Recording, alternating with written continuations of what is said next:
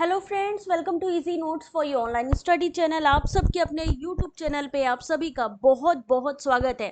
Good evening to all of you. और यहाँ पर आज हम लोग सॉल्व करने वाले हैं क्वेश्चन पेपर, जो कि लेटेस्ट क्वेश्चन पेपर है। कब का क्वेश्चन पेपर है? जैसा कि आप जानते हो, इसकी डीआई वगैरह भी मैंने आप लोगों को सॉल्व करवाई थी। तो ये 12 मार्च 2023 शिफ्ट 1 का क्वेश्चन है। शिफ्ट 1 का क्वेश्चन पेपर, जिसमें से मैंने कुछ क्वेश्चंस भी आपको सॉल्व करवा दिए थे।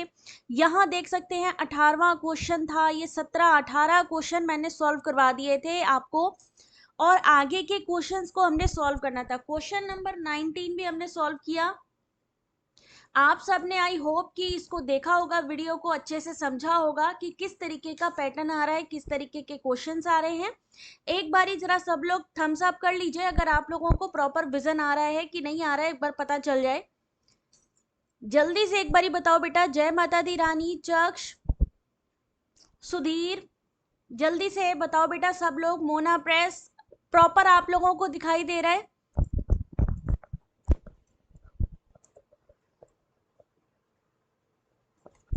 ध्यान से देखिए, ये क्वेश्चन नंबर 20 जो हमने आप लोगों को सॉल्व करवाया था। और ये कौन से टॉपिक से था? आपका कम्युनिकेशन। कम्युनिकेशन यूनिट से किस तरीके के क्वेश्चंस आपके एग्जाम में पूछे गए, वो भी लेटेस्ट क्वेश्चन पेपर में। ठीक है, अब चलते हैं थोड़ा सा आगे। क्वेश्चन नंबर 21 पे चलते हैं। और ये वाले क्वेश्चन का मैंने आप लोगों से कहा था कि आप लोग आंसर करोगे इस क्वेश्चन को। तो जल्दी से मुझे बताओ इस क्वेश्चन का आंसर क्या होगा। क्वेश्चन नंबर 21 मैंने आप लोगों से कहा था कि सब लोग जरा एक बारी क्वेश्चन को स्क्रीनशॉट ले लो और मेरे को बताना कि क्या आंसर होगा इस क्वेश्चन का। किसी ने सॉल्व किया है क्या? भारती, सॉल्व किया बेटा इस क्वेश्चन को? भाई मैथ्स के तो क्वेश्चन आएंगे ही आएंगे। यहां पर मैथमेटिकल क्वेश्चन, और कितने क्वेश्चन आते हैं? 2 से 3 क्वेश्चंस तो आते ही आते हैं। कई कई बार तो ऐसा होता है 5 क्वेश्चन आ जाए। तो इसलिए मैथमेटिकल की भी आपको तैयारी करनी होगी। क्या क्वेश्चन है कि 7 क्रमागत विषम संख्याओं का औसत कितना है? 17। अगले 3 विषम संख्याओं को भी अगर सम्मिलित कर लिया जाए तो नया औसत कितना होगा?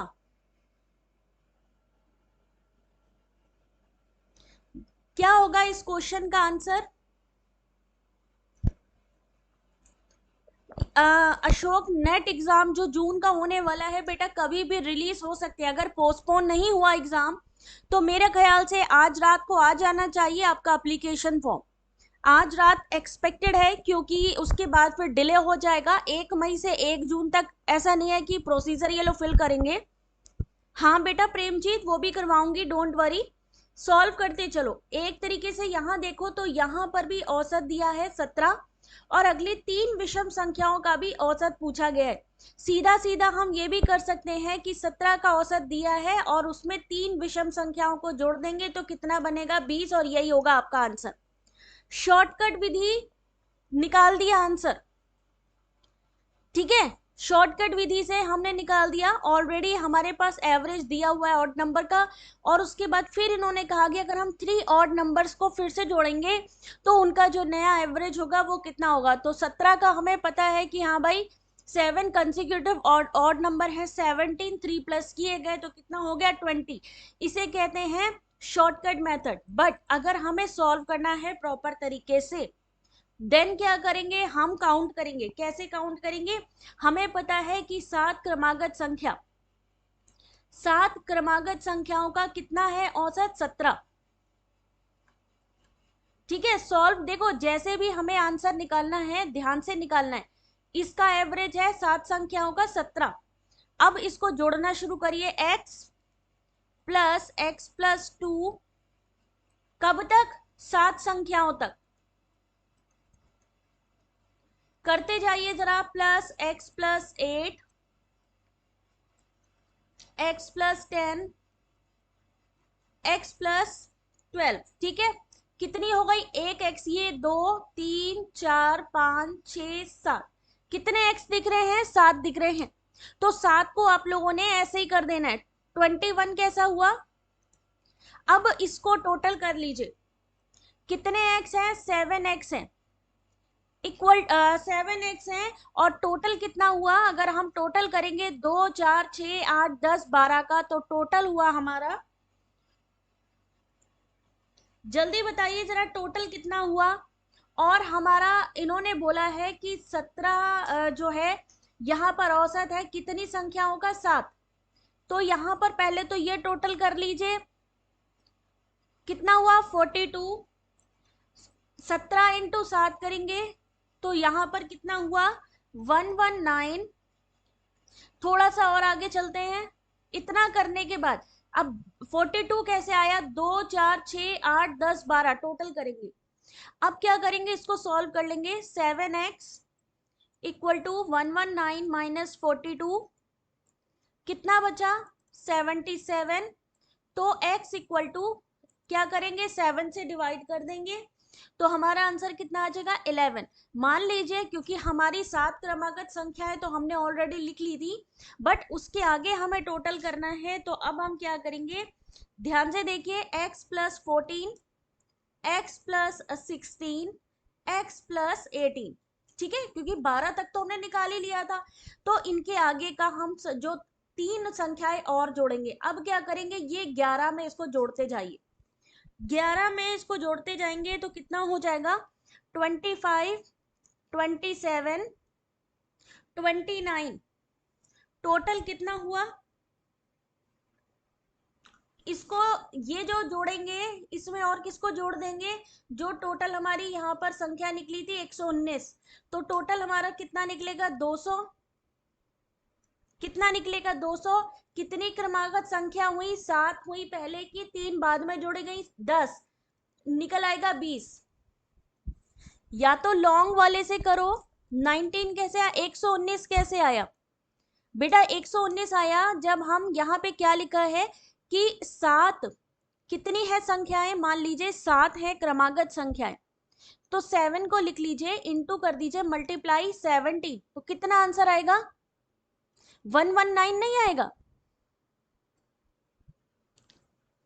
सही आंसर इसका क्या होएगा 20 आएगा, इस क्वेश्चन का सही आंसर। प्रॉपर नहीं दिख रहा है, 1 मिनट रुको जरा सा, क्वेश्चन प्रॉपर अभी देखिए, प्रॉपर पूरी स्क्रीन पे आप लोगों को दिख रहा होगा, समझ आ गया, वेरी गुड, ठीक है। या तो आप डायरेक्टली ये शॉर्टकट विधि इस्तेमाल करो कि हाँ 7 क्रमागत विषम संख्याएं हैं, अगर सम संख्या लिखी होती तो अलग बात थी, बट क्योंकि विषम संख्याओं की ऑड डिजिट की बात हुई है, तो 17 + 3 कर दो, डायरेक्टली आंसर आ गया 20। बट इन केस अगर आपको ये नहीं मालूम है, ये तरीके नहीं आ रहे समझ में, कोई बात नहीं, आप x से लेकर के उतने x तक काउंटिंग करिए जितनी 7 आपकी क्रमागत, 7 अगर पूछा है तो 7, 6 पूछा जाए तो 6, टोटल किससे डिवाइड करेंगे, 7 पहले थी, 3 जोड़ी गई 10, तो डिवाइड करके जो आंसर आएगा वो कितना होगा 20। शॉर्टकट वाला वो बेटा आपको देखना है, आप शॉर्टकट, कई लोग ऐसे होते हैं शॉर्टकट मेथड का ढंग से यूज ही नहीं कर पाते, तो आपको देखना है करना क्या है। क्वेश्चन नंबर 22 आपके सामने, रीजनिंग का ये क्वेश्चन आपके सामने, आंसर करिए।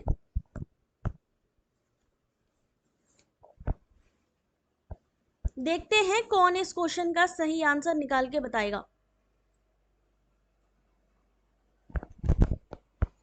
क्वेश्चन नंबर 22,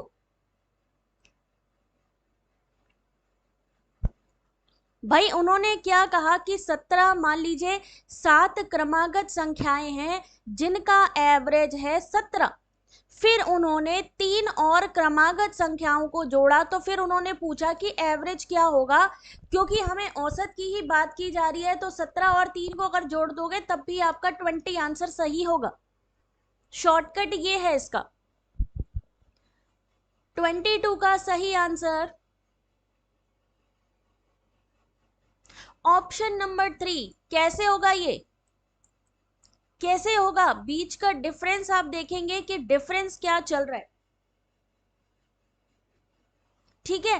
नेशनल अगर लिखा है, नेशनल लिखा है तो देखेंगे यहां पर जो उनके बाद की संख्या है उनमें क्या यहां पर डिफरेंस दिया, वही सेम डिफरेंस आपको यूज करना है किसमें, सेकुलर में, और यही आपका आंसर हो जाएगा ऑप्शन नंबर 3। बिल्कुल सही जवाब है आप लोगों का, यानी आप लोगों की रीजनिंग अच्छी है, वेरी गुड।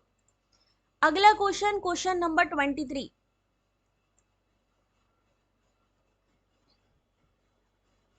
क्वेश्चन नंबर 23 आप लोगों के सामने।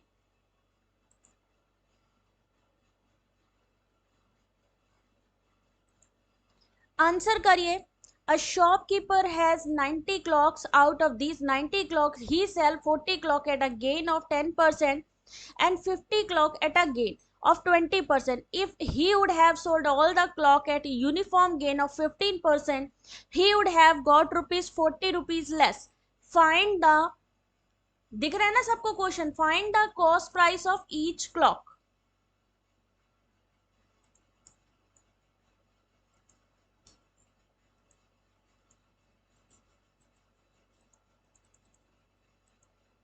दिख रहा है सबको ये ला? एक दुकानदार के पास 90 घड़ियां हैं, ठीक है। 90 घड़ियों में से 40 घड़ियों को 10% लाभ पर, 50 घड़ियों को 20% लाभ पर बेच देता है। यदि उसने सभी घड़ियों को 50% के समान लाभ पर बेचा होता तो उसे 40 रुपए कम मिलते। तो प्रत्येक घड़ी का जो लागत मूल्य है वो क्या होगा? एनके नमस्ते बेटा, आंसर करो। यहां पर एक क्वेश्चन और है आप लोगों के सामने। यहां पर आपको लागत मूल्य बताना है, यानी क्या बतानी है? Cost price. मान लीजिए कि जो हमें कॉस्ट प्राइस है नहीं पता, क्या नहीं पता? हमें कॉस्ट प्राइस नहीं पता, तो हम कॉस्ट प्राइस को क्या लिख लेंगे? एक्स मान लेंगे, ठीक है। अब क्योंकि कितनी घड़ियां हैं, अगर हम बात करें, जो घड़ियां हैं सीपी ऑफ 90 क्लॉक, यानी 90 घड़ियों की कितनी लागत हुई, अगर हम बात करें तो 90x, क्योंकि हमें लागत मूल्य मालूम ही नहीं है। अब हमने क्या करना है? पूरा यहाँ पे फॉर्मूला लगाना है। क्या लगाना है? 40 घड़ियों को 10%। अगर हमें प्रॉफिट होता है तो हम क्या करते हैं? 100 में, भाई हम 100 मान के चलते हैं। अगर हमें 10% का प्रॉफिट हुआ तो क्या हो जाएगा? 110। अगर हमें नुकसान हुआ तो क्या करेंगे? 100 में इस 10 को माइनस कर देंगे तो 90। तो ये माइनस यानी घटाने पे, यानी यहां पर जब प्रॉफिट हो तो जोड़ देंगे। तो यहां पर अब क्या करेंगे? 110, क्योंकि 10% का लाभ हुआ, परसेंटेज लिखेंगे, इनटू कितनी घड़ियों की बात करी गई है? 40, ये लिख लीजिए।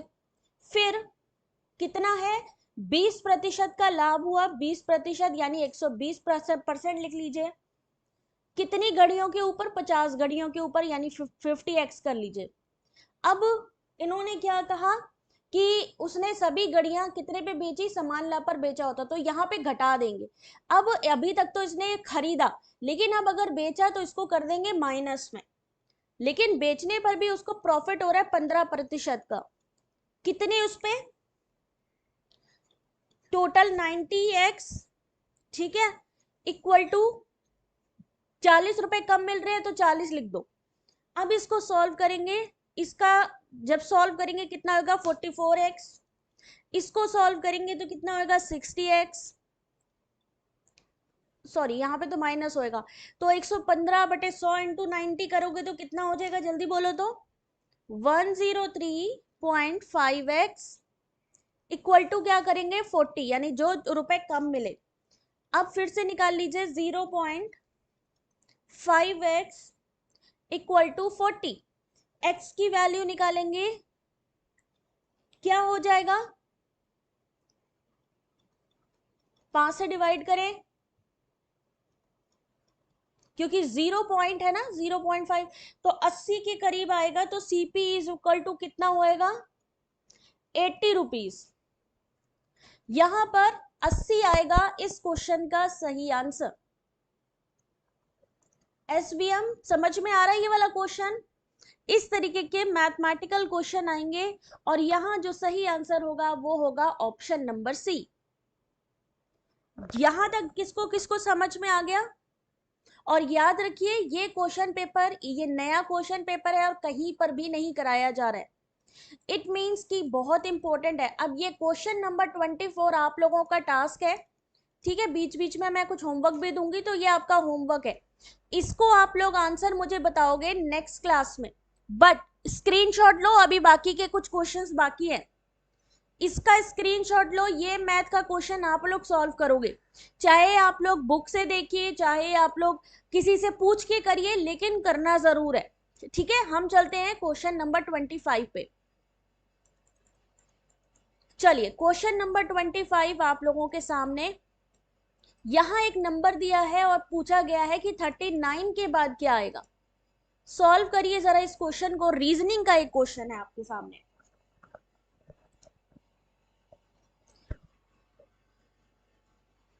क्वेश्चन नंबर 25, भाई सॉल्व भी तो करेंगे, सारी चीजें मैम कर लेंगे तो हमें क्या आएगा। इस रीजनिंग के क्वेश्चन का जल्दी से आप लोग आंसर बताइए।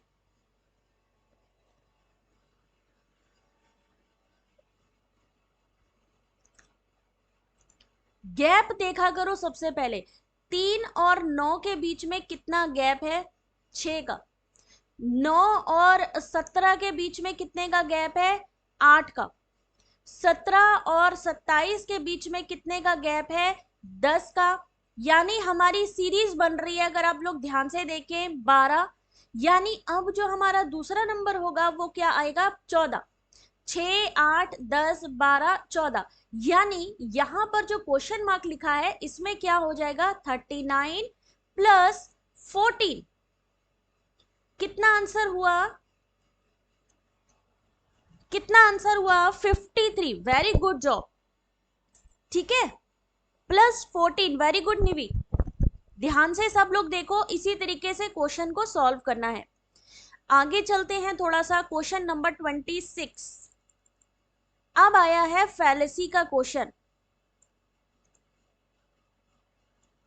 फैलेसी का एक क्वेश्चन आप लोगों के सामने, भारत में स्वास्थ्य देखभाल संबंधी सुधार व्यवहारिक नहीं होगा क्योंकि हमारी स्वास्थ्य देखभाल संबंधी प्रणाली बिल्कुल सुधारी नहीं जा सकती। उपर्युक्त युक्ति में कौन सा तर्क दोष है। Health care reform in India will not work since our health care system simply cannot be reformed. Which fallacy is committed in the above argument? Question number 26, very good चक्ष, वेरी गुड जॉब बेटा। क्या answer होगा, option number D. क्यों होगा ये question, begging the question क्यों होगा।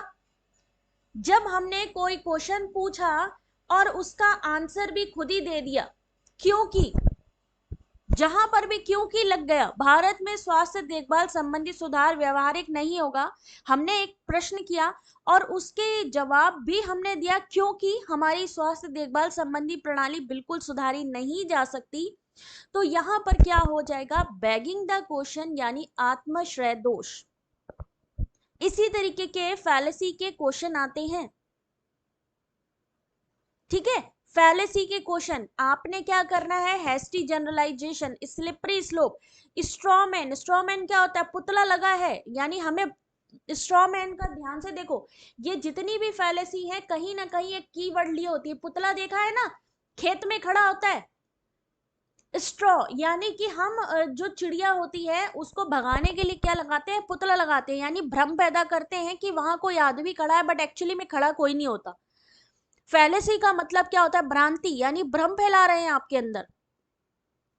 ठीक है, उसका क्या मतलब होता है, भ्रम फैला रहे हैं। हेस्टी जनरलाइजेशन, अविचारी सामान्यीकरण, यानी बिना सोचे समझे हमने जल्दी में कोई चीज को समझ लिया, किसी बात को समझ लिया। स्लिपरी स्लोप, यानी कि स्लिपरी स्लोप क्या हुआ, मान लो श्रुति ने कहा कि मैम आप ऐसा करो 12 मार्च का क्वेश्चन पेपर सॉल्व करा दो, फिर उसने कहा ऐसा करो मैम 13 का भी करा दो, 14 का भी करा दो, 15 का भी करा दो, ऐसा करो आप पूरी की पूरी सीरीज ही बना दो। मतलब क्या हुआ कि हमने एक बात सुनी और अगले हमें ये लग रहा है कि ऐसा ना हो श्रुति हमें और भी काम दे दे। हमने झाड़ू पोछा कर लिया, बाद में हमको ये लगा कहीं ऐसा ना हो मम्मी हमसे कह दे कि भाई घर के सारे काम ही तुम कर लो, तो क्या है, स्लिपरी स्लोप होते गए, यानी हम ओवर थिंकिंग पे चले गए, हम ज्यादा ही सोच रहे हैं, ओवर रिएक्ट कर रहे हैं किसी चीज को, वो हो गया स्लिपरी स्लोप। स्ट्रॉमैन क्या हुआ, स्ट्रॉमैन यानी पुतला खड़ा है, यानी बेवकूफ बनाया जा रहा है आपको, आपका ध्यान भटकाना। स्ट्रॉमैन, बेगिंग द क्वेश्चन, यानी बेगिंग द क्वेश्चन यानी क्वेश्चन को पूछ रहे हैं लेकिन उसका आंसर भी खुद करे दे रहे हैं, वो होगा आत्मश्रय दोष।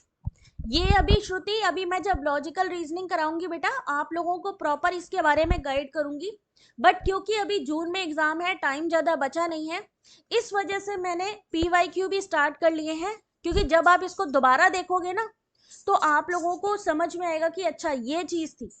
ठीक है, क्वेश्चन नंबर 27 आप लोगों के सामने। 27 क्वेश्चन नंबर 12 मार्च 2023 शिफ्ट 1 का आंसर करिए। फिर से एक फैलेसी का क्वेश्चन आया। चाय बनाओ फिर पकौड़ा भी बना लो, फिर धीरे से कुछ और कह दिया कि ऐसा करो, बढ़िया बारिश हो रही है, पकौड़े भी बना लिए आपने, चाय भी बना ली, पनीर की सब्जी भी बना लो, पूरी सब्जी भी बना लो। मतलब स्लिप होते चले गए हैं, मतलब ऐसा कहा नहीं है उन्होंने, लेकिन हमने मान लिया। मान लिया मतलब फैलेसी का मतलब है कि ऐसी चीज हुई नहीं है, लेकिन हम उसको मान ले। क्वेश्चन नंबर 27, प्रियंका हुजूर ध्यान से देखना बेटा ये क्वेश्चन। यदि रैमरेज पशु अधिकतर समाज का सदस्य है तो वह मुर्गबाजी का विरोध करता है। If Ramraj is a member of animal right society then he oppose cockfighting. Ramraj opposed cockfighting, therefore Ramraj is a member of the Animal Right Society. रैमरेज को समझ लो पेटा वाले, पेटा होते हैं ना, पेटा वाले समझ लो रैमरेज को, कि एक पेटा वाले हैं और वो लोग क्योंकि एनिमल को रक्षा करते हैं, एनिमल समाज के सदस्य हैं, उनकी रक्षा करते हैं अधिकारों की, तो वो लोग कहते हैं भाई मुर्गेबाजी नहीं करनी है। क्योंकि वो मुर्गेबाजी का विरोध करते हैं इसलिए वो रेमरेज पशु अधिकार समाज का सदस्य है। तो क्या होगा यहाँ पे? ऑप्शन नंबर 2 होगा अफर्मिंग द कंसिक्वेंट। यहां पर देयरफॉर लग गया, इसलिए, इसलिए यानी हम पहुंच गए किस पे? कंक्लूजन पे। इसलिए क्या आता है देयरफॉर, कहां लगता है? कंक्लूजन में लगता है। हमने कंक्लूजन ही निकाल दिया कि इसी वजह से वो उसका विरोध करता है। अच्छा फास्ट है अच्छा, चलो कोई नहीं कोई नहीं, ठीक है, यहां समझ में आ गया। 11 मार्च का श्रुति भेज देना बेटा, वो भी सॉल्व करवाएंगे, क्योंकि अब ज्यादा टाइम है नहीं, डेली बेसिस पे एक एक क्वेश्चन पेपर तो सॉल्व हो गई। तो यहां पर आ गया आपका option number B. Question number 28, which of the following statements are contradictory to each other. आपको बताना है कॉन्ट्राडिक्टरी संबंध किसके किसके बीच में होता है। और यहां पर इन्होंने कुछ भी ऐसा नहीं लिखा है कि AEIO, बल्कि इसके एग्जाम्पल लिखे हैं और आपको उसी से ही फाइंड आउट करना है। फास्ट है आज, क्या बात है। चलो आंसर करो।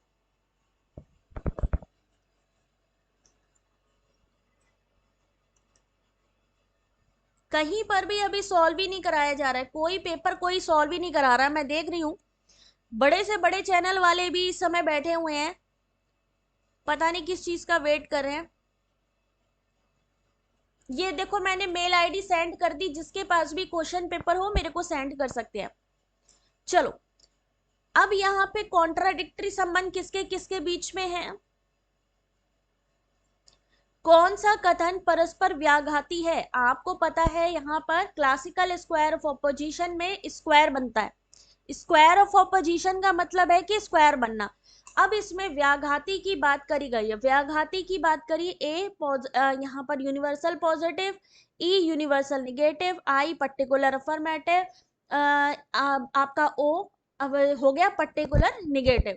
अब व्याघाती यानी कॉन्ट्राडिक्टरी संबंध किसके किसके बीच होता है? ए और ओ के बीच में और ई और आई के बीच में। यानी इस क्वेश्चन का जो सही आंसर है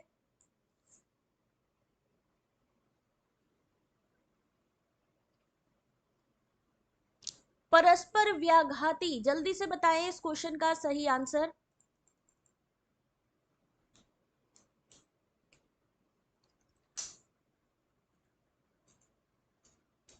कॉन्ट्राडिक्टरी संबंध क्या लगता है भाई? कॉन्ट्राडिक्टरी, ए और डी इस क्वेश्चन का सही आंसर है। बिल्कुल सही जा रहे हैं आप लोग, ए और डी,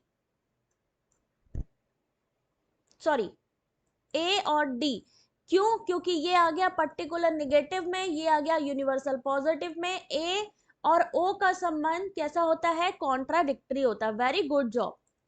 ए और डी इस क्वेश्चन का सही आंसर। क्वेश्चन नंबर 29, मुझे नहीं पता था इतनी जल्दी तुम लोग सॉल्व कर लोगे यार। 29, which of the following statement is logically equivalent to the statement some plants are insect eaters? कौन सा कथन तार्किक रूप से इस कथन के समतुल्य है कि कुछ पादप कीट भक्षी होते हैं? 29। भारतीय टेंशन ना लो बेटा, सारी क्वेश्चन अच्छे से समझाएंगे। सॉल्व करो। जिन्होंने मेरी पहले क्लासेस ली हुई हैं, थोड़ा भी नॉलेज है पहले का, तो आराम से सॉल्व कर सकते हैं आप।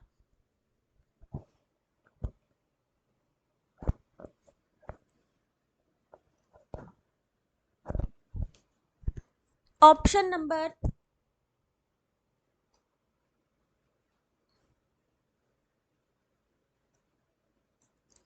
कौन सा कथन के समतुल्य है? कुछ पादप कीट पक्षी होते हैं और कुछ पादप गैर कीट पक्षी नहीं होते हैं।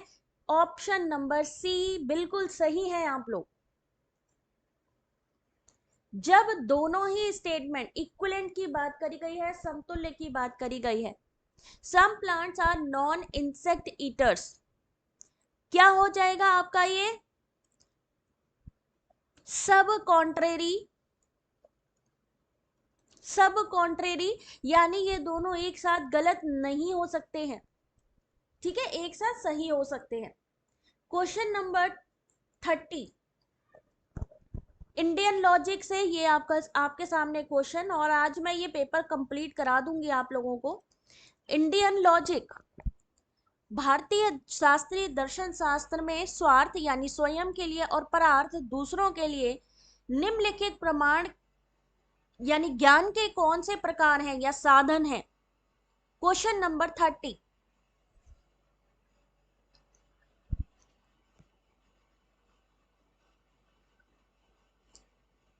ज्ञान के साधन के रूप में अगर हम प्रमाण की बात करें तो हम क्या कह सकते हैं? अनुमान। जब हम सिक्स सेंस के थ्रू अनुमान लगाते हैं,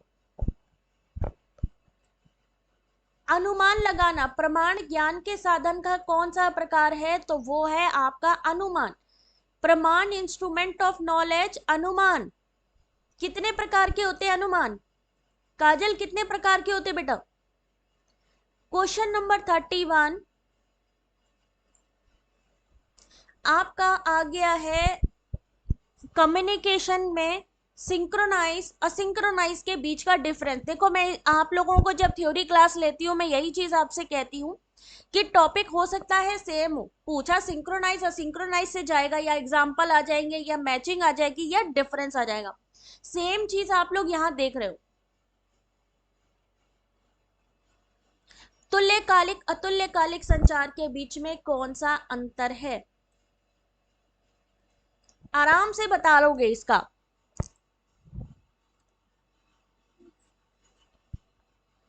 शैश्वत, पूर्वत, वेरी गुड। अल्पिका आंसर करो बेटा जल्दी से। क्वेश्चन नंबर आपके सामने है 31। सावन two type, very good. Synchronize asynchronize, अतुल्यकालिक वो होता है जो एक ही समय पर नहीं होता। Asynchronize communication does not occur at the same time. Synchronize जो समय उसी समय होता है, तुल्यकालिक यानी उसी समय पर होता है, यानी ऑप्शन नंबर बी। कितना इजी क्वेश्चन है ये, कितना इजी क्वेश्चन है ये। क्वेश्चन नंबर 31, अगर आपको कॉन्सेप्ट पता है आराम से कर लोगे। Question number 32, identify the correct order of the type of secondary storage A to C. Secondary storage दी गई है जिसको आपको फास्टेस्ट से स्लोएस्ट में लिखना है, यानी तेज से धीमी की तरफ करते हुए आपको सही क्रम लगाना है। ऑप्टिकल, सॉलिड स्टेट और मैग्नेटिक। 32 question number. अरे वाह दीपिका, मजा आती है पढ़ने में, मजा आनी चाहिए भाई। चलो आप आंसर करो सब लोग। द्वितीयक यानी सेकेंडरी मेमोरी, पहली बात तो पता होनी चाहिए कि कौन कौन सी होती है। उसमें सबसे कम स्पीड किसकी है और सबसे ज्यादा स्पीड किसकी है?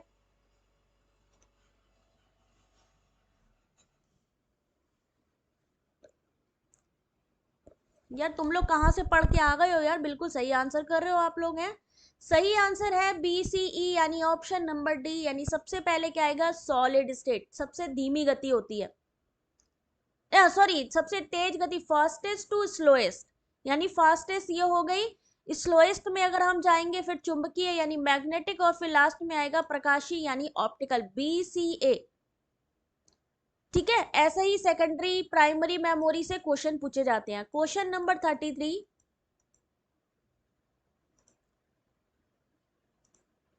क्वेश्चन नंबर 33 आपके सामने, encrypting data prevent it from being hacked, banking up data remove the risk of the data being infected by viruses. आंकड़ों का कोणीकरण यानी इंक्रिप्शन करना उसे चोरी यानी हैकिंग से बचा लेता है। आंकड़ों का बैकअप रखना आंकड़ों के वायरस से संक्रमित होने के जोखिम को दूर करता है। क्वेश्चन नंबर 33, इंक्रिप्शन का आपको पता होगा, हमसे ही पढ़ के आयो, वेरी गुड खुशबू, लगे रहो। क्लियर नहीं दिख रहा प्रीति? एक मिनट होल्ड करो, देखती हूँ मैं जूम हो जाए तो। जूम करूंगी तो बहुत ज्यादा ही बड़ा हो जाएगा, ये देखो। क्या करूं यार, एनटीए के क्वेश्चन ही ऐसे होते हैं। चलो पढ़ो जरा एक बारी, क्वेश्चन पढ़ लो।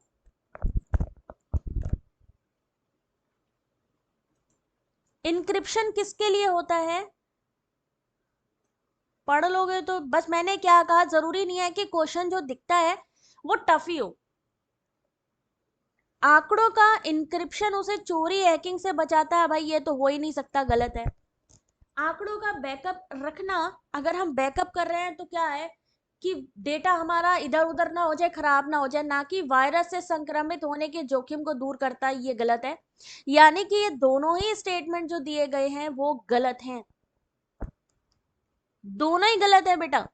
इनक्रिप्शन क्या होता है कि कहीं पर भी कोई आपका, मान लीजिए आपका जो व्हाट्सअप चलाते हो, मान लो ठीक है, क्या चलाते हो? व्हाट्सअप चलाते हो।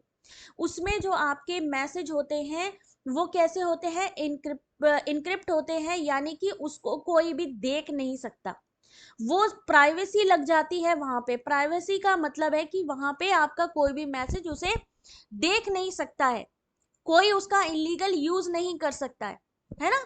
और अगर हमें किसी का बैकअप रखना है, यानी मान लीजिए अगर फोन चोरी हो गया, बैकअप है हमारे पास, तो क्या कर सकते हैं? डेटा को फिर से यूज कर सकते हैं। ये है दोनों के बीच का जो यहाँ पे क्वेश्चन में पूछा गया।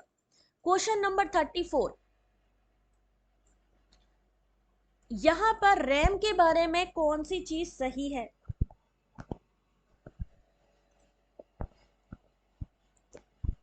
उर्दू दुनिया, सुष्मिता, आशु, अक्षु, जल्दी से आंसर करो बेटा इस क्वेश्चन का।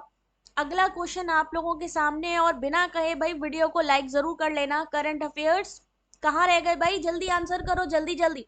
रैम से जुड़ा एक क्वेश्चन आपके सामने, रैम रोम इनसे जुड़ा क्वेश्चन आता ही है, बट इस बार इस तरीके का स्टेटमेंट वाला क्वेश्चन आया है। रैम के संबंध में कौन सा कथन सही है?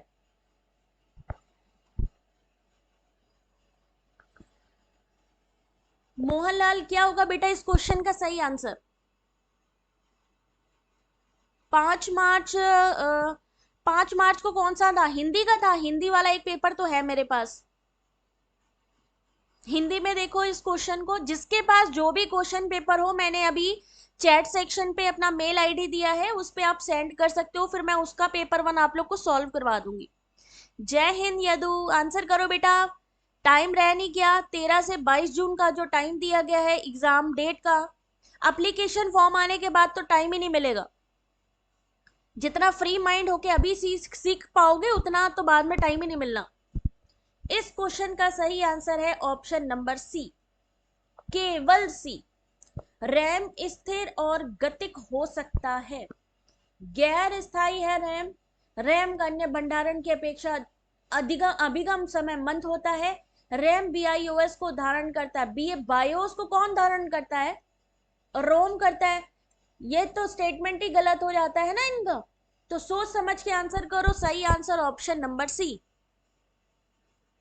क्वेश्चन नंबर 35, लो बेटा, ये वाला क्वेश्चन इस बारी देखने को मिला है, सब लोग थोड़ा ध्यान से देखें। A set of photograph has been taken for a wedding. All the guests are to be sent digitally stored copy through the ordinary postal service. There are 50 photographs and each photograph is between 1.8 and 2.5 megabyte in size. If A represent the maximum storage space required for a set of photographs, B represent a suitable medium to use for a copy to be sent to the guest, and C represent a valid reason for choosing a medium, then A, B, C equal to। इस बार कितनी memory जो है आप file send कर सकते हो, या आपका जो मेल अगर आप सेंड करते हो अटैचमेंट लगा के, वो भी आप लोगों के सामने इस तरीके के क्वेश्चन आए। बेटा 12 मार्च का क्वेश्चन है इनके, 12 मार्च 2023, शिफ्ट 1, देख सकते हो बेटा, लेटेस्ट पेपर है ये। इस तरीके का इस बार भी क्वेश्चन आया है, जहां एमबी यानी मेगाबाइट में है ना, क्वेश्चन पूछा गया है कि पिक्चर का कितना साइज रहता है, जीआईएफ होता है उसका क्या साइज रहता है, इस तरीके के क्वेश्चन इस बार आए हैं। एक विवाह हेतु चित्रों का एक सेट बनाया गया, सभी अतिथियों को उनकी अंकीय रूप से भंडारित, पढ़ते जाओ साथ साथ, भंडारित प्रतियां सामान्य डाक सेवा से भेजी जानी है, ठीक है।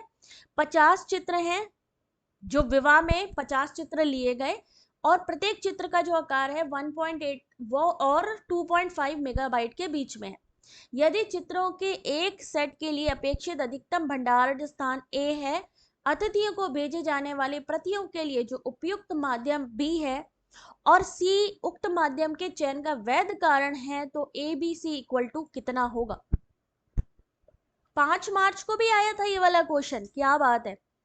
12 मार्च, और यहां पर आपके सामने 5 मार्च को भी नीतू कह रही है ये वाला क्वेश्चन आया है। विजुअल आर्ट पेपर 2 बेटा मेरे को देखना पड़ेगा भूमिका, अभी तो मेरे पास नहीं है, बट यस अभी यूजीसी नेट के हो सकता है 10-15 दिन में क्वेश्चन पेपर आ जाए, देन मैं आप लोगों को प्रोवाइड करूंगी। अभी तो ये वो पेपर है जो डायरेक्टली कैंडिडेट खुद प्रोवाइड कर रहे हैं अपने रिस्पॉन्स शीट से। अभी यूजीसी नेट की साइट पर भी ये क्वेश्चन पेपर आपको कहीं नहीं मिलेंगे, वो भी लेटेस्ट 2023 के। तो भाई एक लाइक तो बनता ही है, जिसको आप देख रहे हो, जिसको आप सॉल्व कर रहे हो, यानी एक्स्ट्रा तैयारी कर रहे हो आप आने वाले एग्जाम के लिए। कई बच्चे देखे, वो लोग देखे भी नहीं होंगे ये वाले क्वेश्चन, उनको पता ही नहीं होगा कि अच्छा ऐसा क्वेश्चन भी आ रहा है। जो बच्चे नहीं देख रहे हैं उनके लिए तो ये चीज मिस हो रही है। सही answer option number 1, 125 megabyte CD निम्न क्षमता फ्लैश मेमोरी, डाक प्रेषण हेतु अच्छा खरीदने हेतु कम खर्चीला। यहां पर आप लोगों को ध्यान रखना है, किस चीज के लिए ध्यान इस चीज का रखना है आपको, कि जो है यहाँ पर कितनी मेमोरी साइज का, यहाँ पर अगर आपको कोई मान लीजिए अटैचमेंट भेजना है, या अगर कोई इमेज बनानी है तो इससे जुड़ा आ रहा है, तो भाई थोड़ा इस चीज को आप लोगों को, नया क्वेश्चन है तो समझ के सॉल्व करना पड़ेगा। तो थोड़ा सा मैं कहती हूँ ना गूगल कर लो, वो इसीलिए कहती हूँ। चलो क्वेश्चन नंबर 36 आपके सामने, ये तो आसान क्वेश्चन है, ये तो आसान क्वेश्चन है एसडीजी वाला। 36 का आंसर करिए।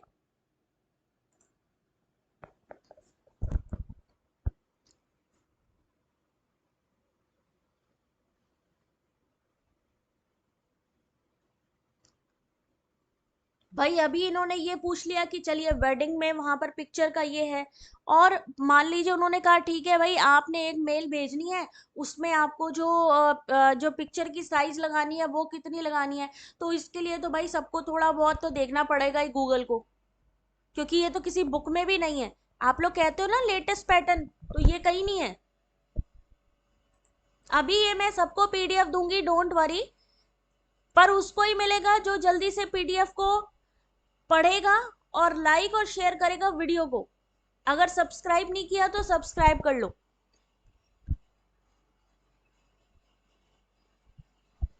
इस क्वेश्चन का सही आंसर ऑप्शन नंबर क्या होगा, 2 होगा। ऑप्शन नंबर बी इस क्वेश्चन का सही आंसर है। एसडीजी 1 में क्या चीज है, कोई निर्धनता नहीं, यानी नो पॉवर्टी। एसडीजी 2 में क्या चीज है, शून्य भुखमरी, नो हंगर। एसडीजी 3 में क्या चीज है? अच्छा हेल्थ। एसडीजी 4 में क्या है? गुणवत्ता पूर्ण शिक्षा। यानी सबसे पहले क्या होना चाहिए? सबसे पहले जो निर्धनता है वो वो खत्म करी जाएगी, जिससे उनको जो भूख लगती है उनको समाप्त किया जाएगा। अगर भूख खत्म की जाएगी तो अच्छा स्वास्थ्य होगा, अच्छा स्वास्थ्य होगा तो क्वालिटी एजुकेशन वो लोग ले सकते हैं। तो इसको आप लोगों ने क्या करना है, एक तरीके से स्टोरी की तरीके पढ़ना है। Question number 37, the International Solar Alliance was launched by France and India on the sidelines of 37 question number आपके सामने।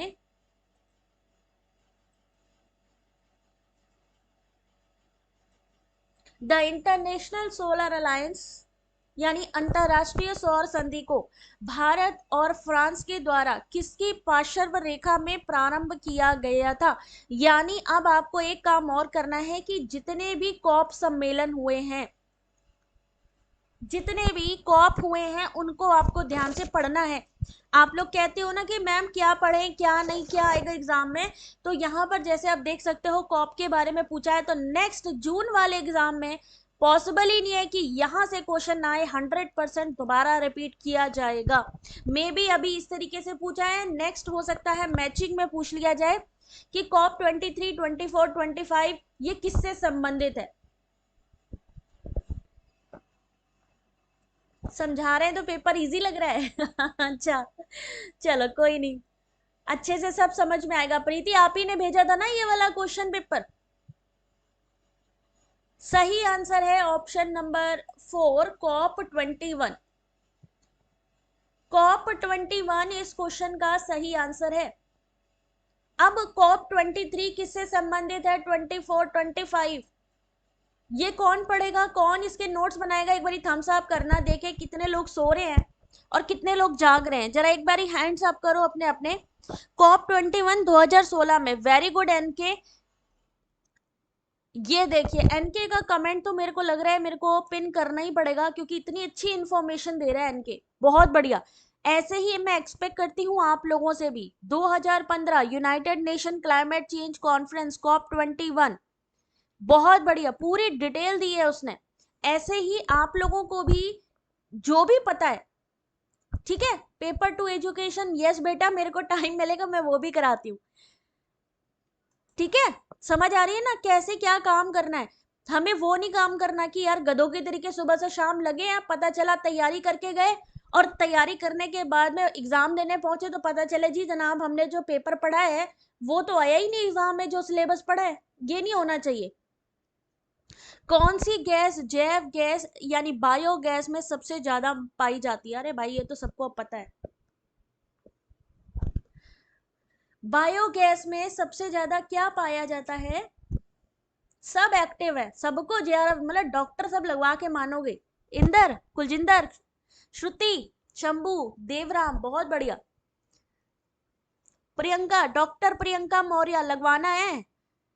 डॉक्टर चक्ष, जैव गैस यानी कि बायोगैस में जो चीज सबसे ज्यादा प्रचुर मात्रा में होती है वो होती है, बहुत बढ़िया, ऑप्शन नंबर 1 मीथेन।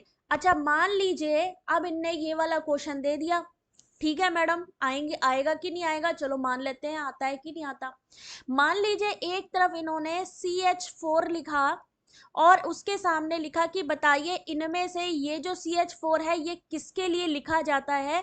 तो आपको ये जो इनके जो सूत्र दिए है ना, CO2 ये किसके लिए होता है, H2S ये किसके लिए है, H2 किसके लिए लिखा जाता है। भाई साहब ऐसी मैचिंग आने की पूरी पूरी संभावना है। पहले दूसरी तरीके पूछा जाता था, बट अब इसी की ये लोग मैचिंग बना के आपसे पूछ सकते हैं। तो आप H2O क्या होता है, H2 क्या है, CO2 क्या है, CH4 क्या है, ग्रीन हाउस गैसेस कितने प्रकार की होती हैं, CO2 इमिशन, ये सारी चीजें आपने पढ़नी है।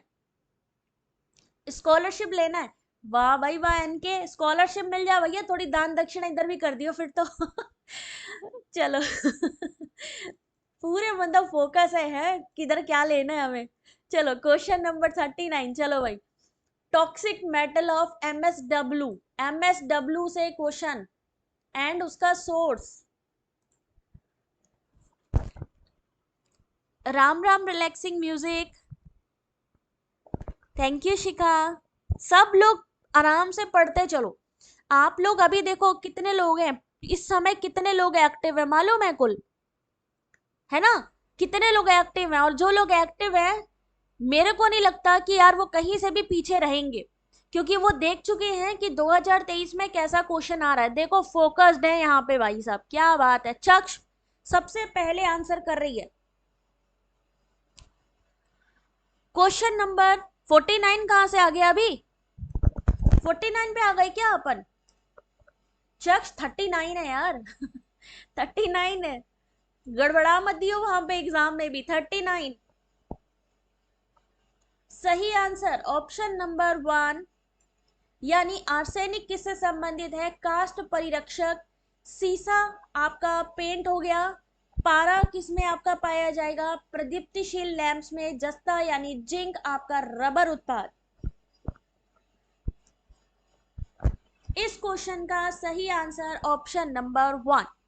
पीडीएफ अभी मैं थोड़ी देर में ही वेबसाइट पर अपलोड करूंगी। आप सबसे मेरी रिक्वेस्ट है टेलीग्राम आप लोग ज्वाइन कर लीजिए, क्योंकि टेलीग्राम ग्रुप पेपर 1 में आपको ये इस जो पीडीएफ है इसकी लिंक मिलेगी। वहां पर डेली बेसिस पे सब लोग क्विज करा रहे हैं, उसमें पार्टिसिपेट करिए। वहां पे 2000 के अराउंड पीडीएफ है, वो भी फ्री। तो वो भी भाई तुम लोग डाउनलोड करो, पढ़ो। ठीक है, ये तो जो पीडीएफ है ये तो मिलेगी ही मिलेगी। क्वेश्चन नंबर 40 आपके सामने, और ये इसलिए भी मिलेगी क्योंकि भाई आपने क्या करना है कि इसकी जो आरसी है वो तो आप ही लोग सॉल्व करके दोगे मुझे। ये आशा की जाती है कि 21वीं शताब्दी तक CO2 संकेंद्रण की वर्तमान प्रवृत्ति जारी रही तो ये निम्नलिखित स्तर तक पहुंच सकती है। कौन से स्तर तक पहुंच जाएगी CO2 कॉन्सेंट्रेशन 21वीं सेंचुरी में?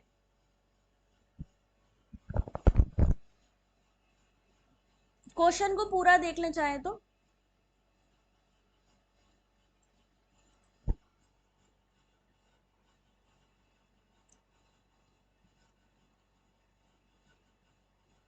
हेलो एस्पिरेंट मौसमी। 38 बने थे फर्स्ट पेपर में, बट इस बार कट ऑफ सोशल वर्क का 176 एंड जेआरएफ का 190 चला गया, मेरे 160 रह गए। कोई बात नहीं, कोई बात नहीं।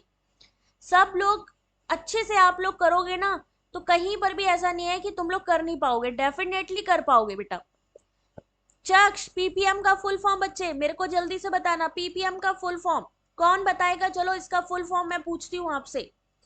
चलो अभी ये वाला क्वेश्चन आ गया इस तरीके का, CO2 कॉन्सेंट्रेशन के बारे में, CO2 संकेंद्रण के बारे में। सही आंसर ऑप्शन नंबर 2 होगा।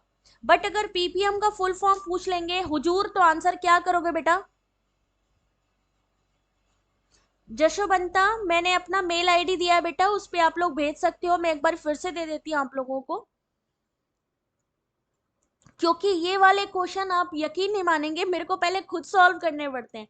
पहले मैं खुद सॉल्व करती हूँ, फिर मैं आप लोगों को इसको सॉल्व करवाती हूँ, जिसकी वजह से मेरा थोड़ा टाइम जाता है।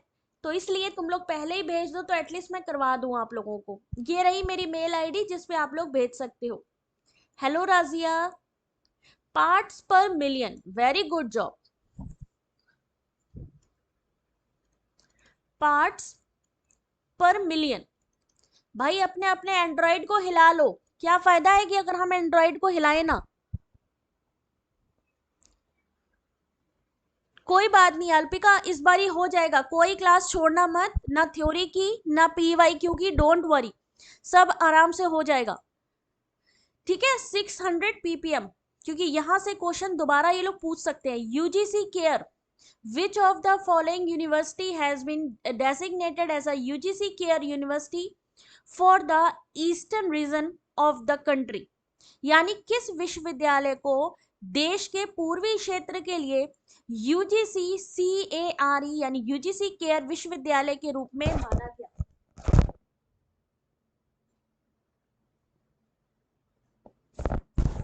यहां पर ऑप्शन दिए गए हैं, ऑप्शंस को एक बार देख लीजिए।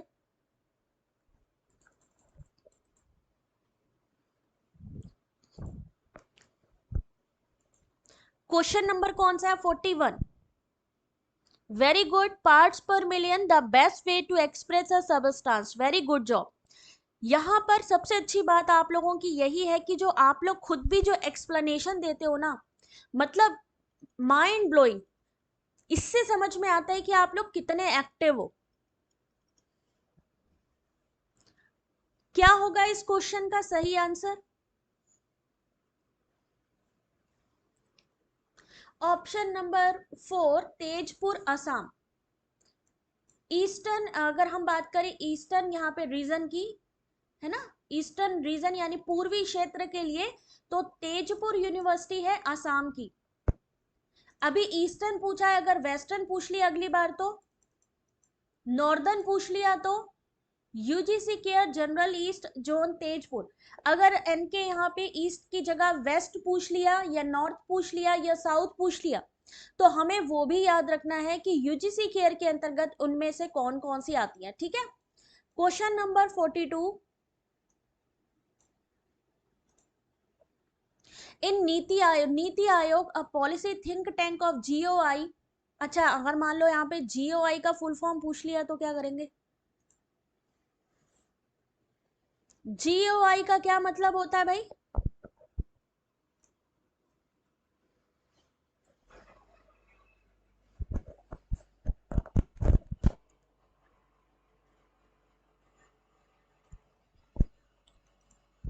जीओआई का क्या मतलब होता है? Government of India. क्या मतलब होता है? Government of India. अब आपको ये बताना है, नीति आयोग से देखिए कंटिन्यू क्वेश्चंस पूछे जा रहे हैं, या तो नीति का फुल फॉर्म आ जाता है, या नीति के चेयरमैन कौन है, या इसके बारे में इस तरीके का स्टेटमेंट. तो क्या ये एक स्टैचुरी बॉडी है? नो. ये एक थिंक टैंक तो है बट एक स्टैचुरी बॉडी नहीं है, यानी ये स्टेटमेंट गलत हो गया. थिंक टैंक तो है सरकार का. इन नीति आयोग द एक्रोनिम नीति. अब देखिए यहां पर नीति का फुल फॉर्म पूछ लिया. अब नीति का फुल फॉर्म कौन बच्चा मुझे बताएगा? नीति का फुल फॉर्म, ये संवैधानिक निकाय नहीं है. फुल फॉर्म ऑफ नीति, नीति का फुल फॉर्म आया था बस ऐसे ही. जब हम लोग, क्या बोथ करेक्ट कैसे होगा एस्पिरेंट? जब हम लोगों को इसी तरीके के क्वेश्चन करने की आदत पड़ जाएगी ना, तो हम लोगों को जब हम एग्जाम में बैठेंगे ना, तो हम लोग ये नहीं सोचेंगे कि ये क्वेश्चन आया कहां से. हम लोग हैबिचुअल होंगे इस तरीके के क्वेश्चन को, यानी दिमाग से सॉल्व करने के. क्वेश्चन सेंड कर दिया, चलो बेटा अभी मैं देखती हूं. जल्दी से नीति का फुल फॉर्म बताएगा कौन? बताएगा मुझे. The full form of NITI Aayog is national institution for transforming India. National institution for transforming India. It replace the planning commission in 1950. Very good job. देख सकते हो कितना बढ़िया. 1950 में जो प्लानिंग कमीशन जो चल रहा था, योजना आयोग, उसकी जगह लिया है नीति आयोग ने ये national institute of transforming India. यहां से क्वेश्चन हर बार आता है. बहुत बढ़िया.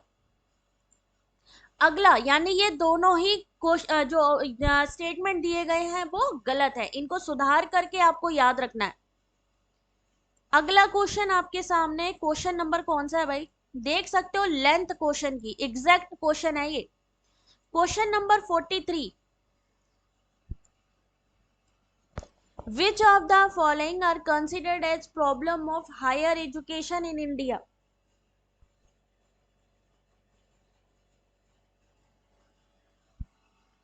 यानी उच्च शिक्षा में जो प्रॉब्लम चल रही है वो क्या है?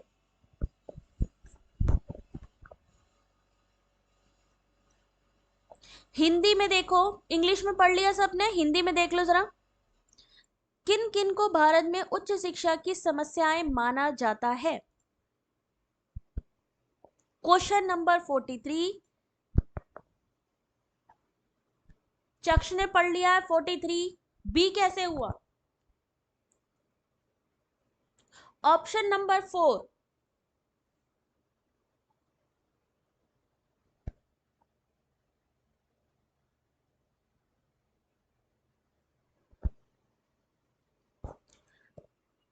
43 question number option number 4 B C D. Option number B सब बोल रहे हो, क्यों बोल रहे हो भाई? डी क्यों नहीं होगा?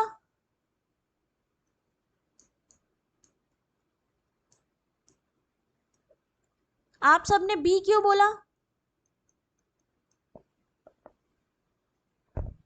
4 आंसर होगा।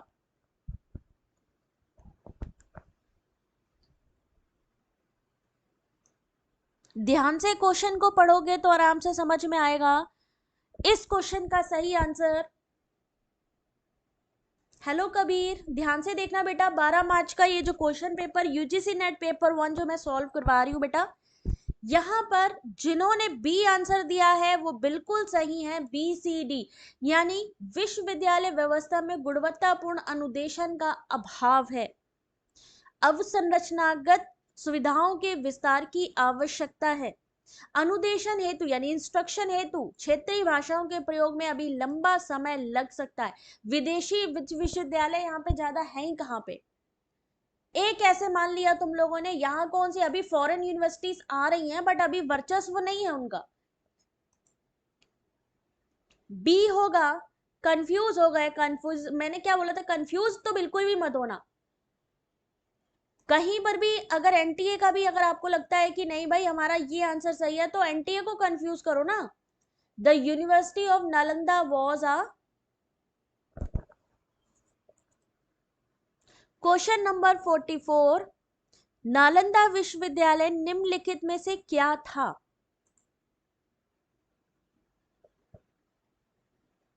पूरी क्लास का स्टेटमेंट चेंज हो गया। वही मैं कह रही हूं ना, बस जरा सा चेंज करके देखो, पता लग जाएगा अभी। इंग्लिश हिंदी दोनों में देखो बेटा, नालंदा विश्वविद्यालय इनमें से क्या था? सोच समझ के आंसर करना जरा। तकनीकी विश्वविद्यालय, मठ विश्वविद्यालय, सामान्य विश्वविद्यालय या चिकित्सा विश्वविद्यालय? कबीर कोई बात नहीं, जो भी क्लासेस आपकी छूटी हैं थ्योरी की, ऑलरेडी पीडीएफ के साथ लेक्चर वीडियो मैंने दिया हुआ है। आप डायरेक्टली वेबसाइट पे जाके जो रेलेवेंट आपका, मान लीजिए क्लास 1 2 3 जो भी छूटी है उसका पीडीएफ पढ़ो और उसके साथ का लेक्चर वीडियो, दोनों चीजें देखो, सारी चीजें आप लोगों की कंप्लीट होती जाएंगी। थोड़ा सा टाइम है, करते चलो। यहां पर इस क्वेश्चन का सही आंसर मठ विश्वविद्यालय। मठ किसको कहते हैं? कौन बताएगा मठ का क्या मतलब होता है? मोनेस्टिक यूनिवर्सिटी का क्या मतलब होता है? मेडिकल यूनिवर्सिटी नहीं बेटा, मठ विश्वविद्यालय। मठ विश्वविद्यालय क्या होता है?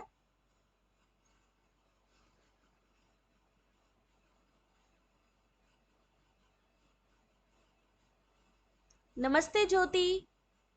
यहां पर 12 मार्च 2023 का पेपर 1 क्वेश्चन सॉल्व करवाए जा रहे हैं आप लोगों को। जल्दी से मठ का मतलब बताओ जब तक क्वेश्चन नंबर 45 पे चल रहे हैं अपन। National sample survey organisation, NSSO का अगर फुल फॉर्म पूछ लिया जाए तो ध्यान रखिएगा, responsible for undertaking detailed employment and education based survey was established bye,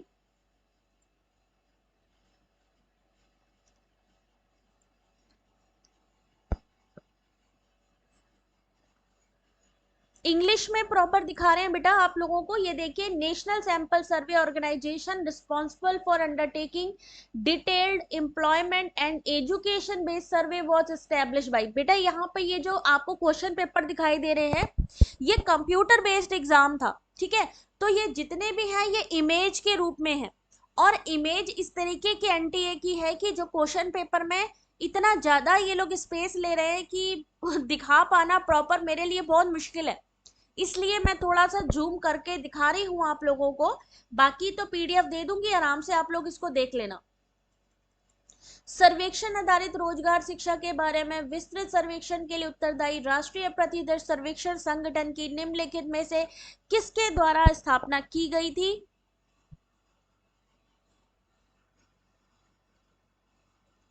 अध्यतम और वेद की शिक्षा दी जाती थी। Very good. मैथ जैसे जहां योग, अच्छा, सब लोग मठ का मतलब ढूंढ के बताएंगे मुझे कि मठ का क्या मतलब हुआ। सही आंसर है ISI यानी भारतीय सांख्यिकी संगठन। जहां पर भी सर्वे आ गया समझो वहां पे सांख्यिकी संगठन है जो गणना करता है।